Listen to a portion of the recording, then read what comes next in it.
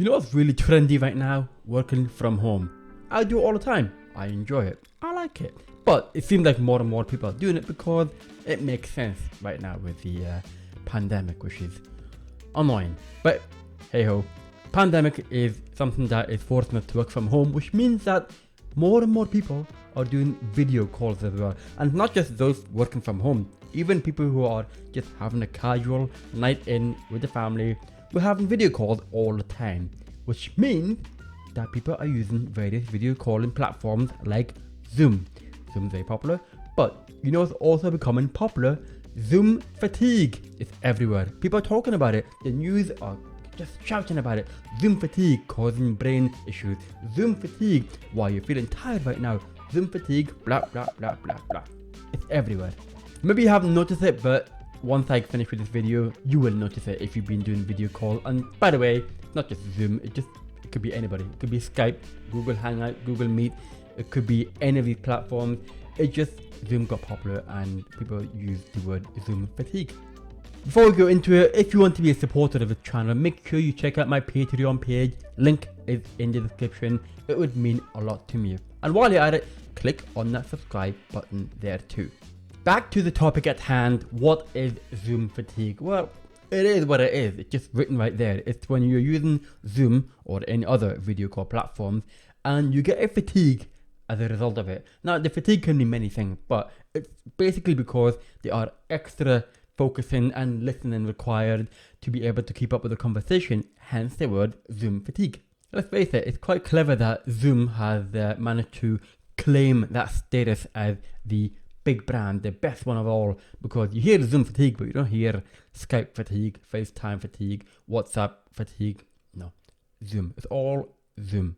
But if you think about it, if you're having multiple calls per day via videos, if you're having those gallery views with more than a dozen people and you're focusing on all of them, if you're having to work a bit extra harder to keep up with the conversation and trying to work out when to speak or who's saying what, all these things, and just so hard work. Well, eventually you'll get tired, and that is because your brain is literally working extra hard to process what the hell is going on and to process what is that person saying. Hence why eventually you'll get that tiredness kicking in.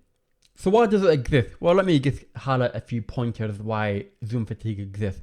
Start with the first one. When you think about how there are a lot of non-verbal clues that you miss out in person, like for example, body language, emotional expressions. Sometimes it's just hard to work out what that person is feeling, and emotionally it's kind of hard to work it out.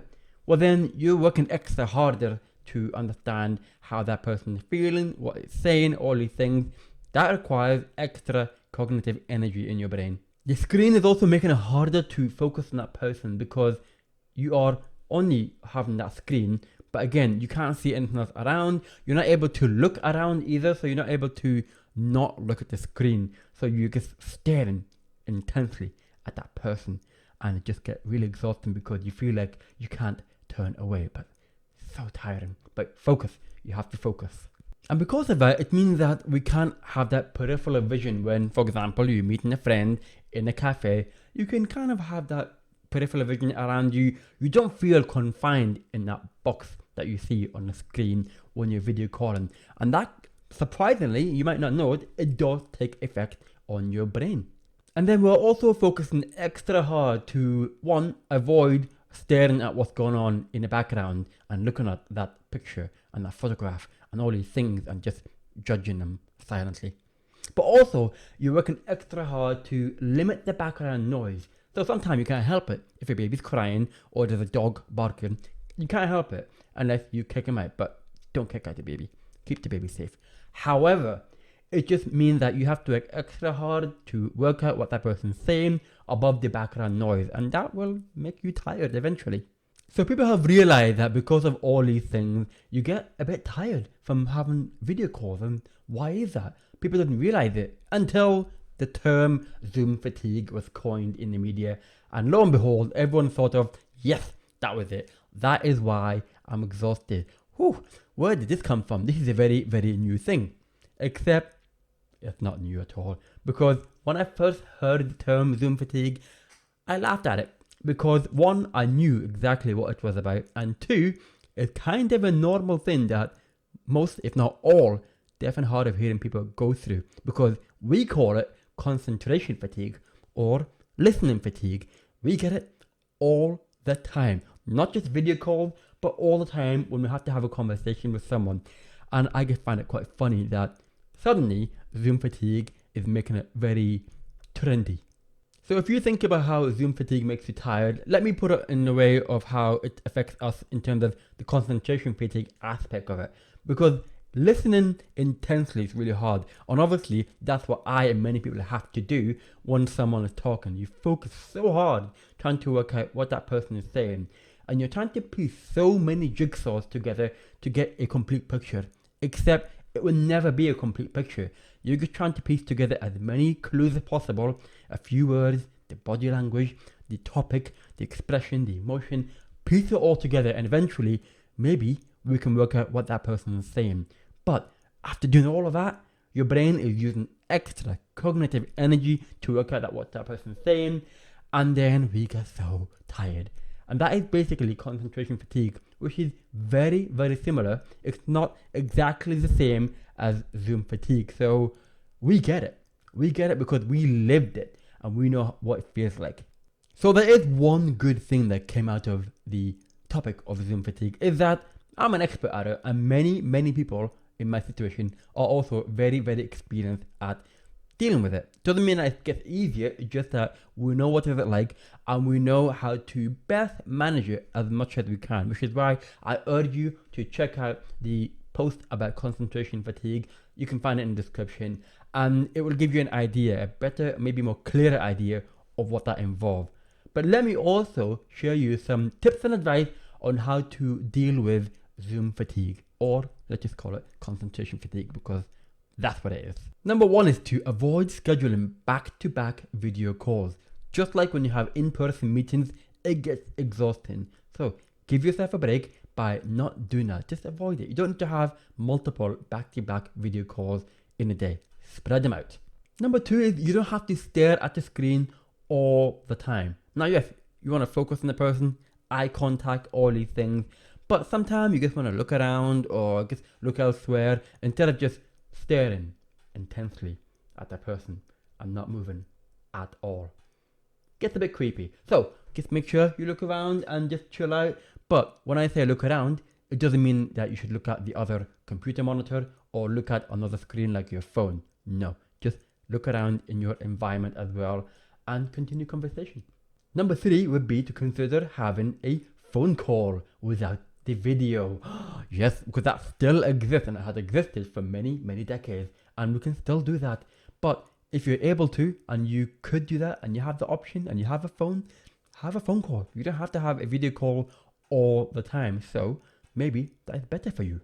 Number four is to work out what is your limit.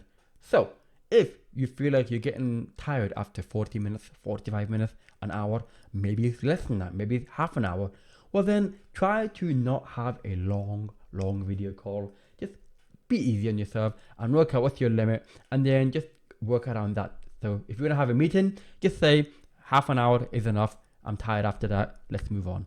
Let's face it, it's probably better that way because we don't want any meeting to just drag on for a long time. No. Number five would be to plan ahead on the topic that you're going to talk about. If you're having a meeting, some kind of work related, then if you have an idea what that's going to be about, you've got a head start on a topic, and it's kind of easy to kind of just get started on the conversation around that topic, and that person you know is going to be focusing on that topic. Now, of course, if it's going to be like a family video call, that's a bit different. It's going to be harder to keep up, but where possible, plan ahead on the topic. Number six would be to plan ahead on getting set up. You may or may have not noticed that I've done a video about how I get ready for video calls. I've got various setup, whether it's using tools on my computer or using equipment that is around me, like a microphone. I just make sure I get set up in advance so that I can get ready to go. And just no hassle when you're frantically getting ready. So plan ahead, just ease yourself into it, and then you're ready to go. 7 might be tricky for some people, but inform other people of your needs. Don't keep it to yourself. I made that mistake and it was a pain to deal with.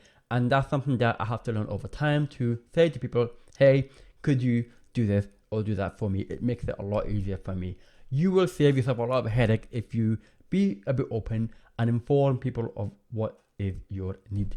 8 is to ask everyone to have a microphone or have headphones with the microphone attached to it. It makes a big difference to the sound quality, and it avoids having the speaker to get that sound out from the speaker and then goes into the microphone, and it creates really bad quality sound. I've talked about this in a separate video on how to talk to people who are deaf or hard of hearing.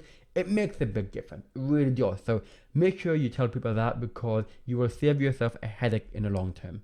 Next up is to ask everyone to limit background noise as much as possible. Now, of course, I know when you're working from home, there are probably children around, there are dogs around, all these things, and they're making a racket. So try your best to make it work, and just even telling people or going somewhere quiet, even that will make a difference. However, if you can't do that, then maybe in a certain situation you will need to mute in that time when there's noise in the background. Everyone will win. If you try to limit that background noise as much as possible, it will make it easy for you to process information in your head, because you don't have to work extra hard to work out what that person is saying above the background noise. Finally, and this is an important one, look after yourself. Give yourself a break.